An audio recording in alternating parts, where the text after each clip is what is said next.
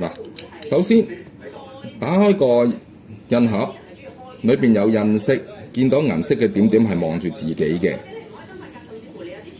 吸嘅時候呢，一定要多吸幾下。裏邊呢唔係冇墨，而係話如果太多嘅墨嘅話呢，佢會令到張紙濕咗。所以嚟講，必定要多吸幾下，然後個點望住自己。吸嘅時候清晰就會好清晰嘅，壓嘅時候食指在上壓緊，咁就得㗎啦。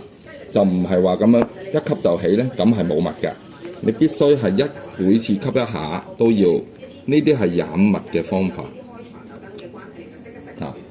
如果你譬如你就咁一點一吸，咁係唔係太好嘅？